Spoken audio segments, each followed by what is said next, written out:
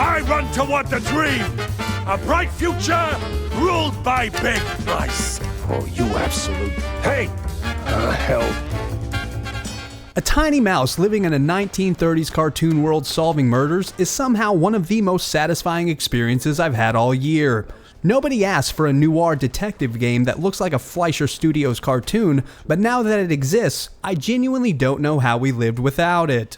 The question isn't whether or not Mouse PI for Hire is charming, because it obviously is. The question is whether it's actually good, and that's a lot harder to answer than you'd think. Because when I booted this $30 investigator sim up, I expected a vibe, but what I didn't expect was everything that came with it.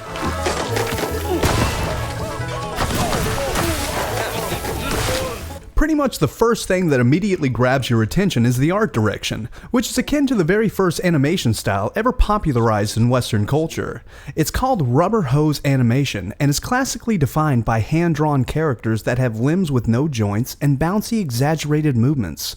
The design was developed for speedy production cycles where characters are constructed from simple shapes to maximize efficiency in the early labor-intensive days of hand-drawn animations. However, games that lean too hard into a visual identity or style tend to allow the gameplay to fall short, and that's exactly where Mouse PI surprises you, because the moment-to-moment feel from taking your first step in each arena to the bell sounding and enemies swarming you seems like it might get stale after a while, but as you continue to progress and unlock various abilities, the combat seemingly gets even more fun over the course of the game.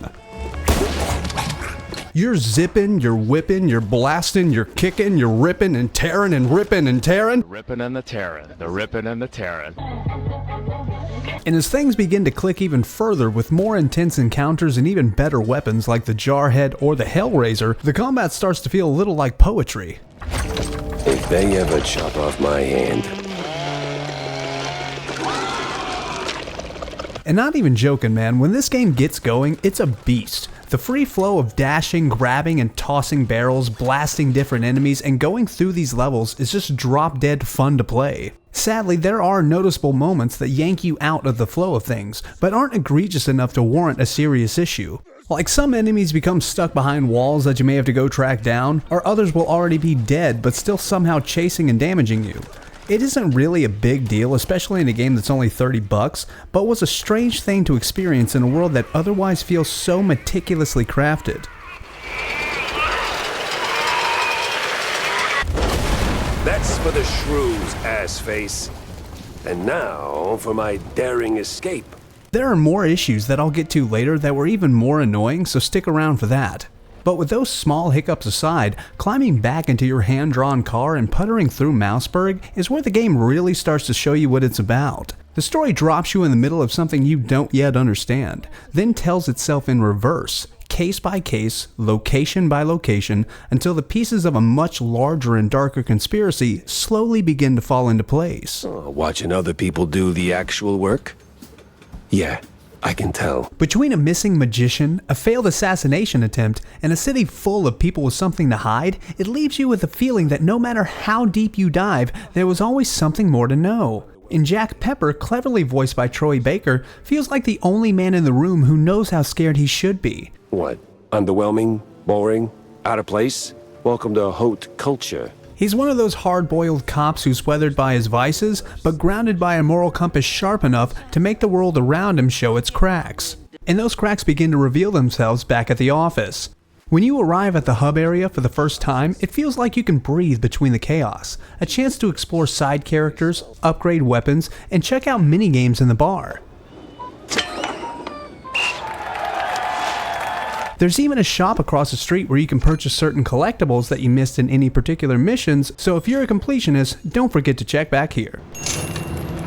But as the case board continues to grow, you have the ability to solve leads. This unlocks more locations, more cases, which all plummet you towards your ultimate goal of uncovering a political conspiracy, and it's up to you to find out the rest. Back to the city of mice that aren't going to shoot up themselves, there were actually a few more really cool things that were going on with the level and enemy design that changed the nuances of combat enough to not make it feel overly generic. Like the arenas you're ripping through have a good amount to offer, not only from environmental kill opportunities and platforming sections, but also have a surprising amount of enemy variety and boss encounters that keep them engaging. This makes the arenas themselves feel like they're scaling alongside you. The more movement abilities you unlock, the more spaces start to open up, giving you the freedom to wall run, grapple, double jump, and even stay airborne as you're fighting more difficult enemies.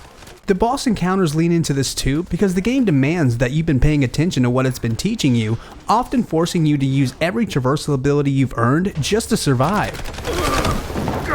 That said, not everything in your arsenal lands with the same weight. Some of the weapons you unlock later don't quite match the ones you had access to early on, which makes the progression feel slightly uneven, but after upgrades, each one comes with an all-fire mode that completely changes how it plays. And some even have damage over time effects, which become especially handy when things get hectic. And it's hard to talk about the weapons without mentioning the reload animations, which are little moments of pure cartoon charm on their own, like stuffing a handful of shotgun shells in at once or spinning the Derbyshire cartridge. It's all animated in that rubber hose style that adds way more than it seems and is almost too satisfying to look away from. Oh, that feels good. Oh, God, I'm telling you. At the end of the day, Mouse knows exactly the kind of game it wants to be. It slides perfectly into the boomer shooter scene, delivering combat that constantly demands your attention while never forgetting to be charming along the way. Aside from getting trapped in a death loop at a certain boss that forced me to restart a level, the experience never really let me down. And if a $30 game can give me this much of a good time, it kinda makes you wonder if these AAA studios are even trying anymore. And with that, I'm your favorite underdog, Colton, on YouTube, and I'm super new to making videos, so if you enjoyed it, please subscribe because it helps me grow, because I'm a grower, not a shower. Thanks so much, guys, and I'll see you later.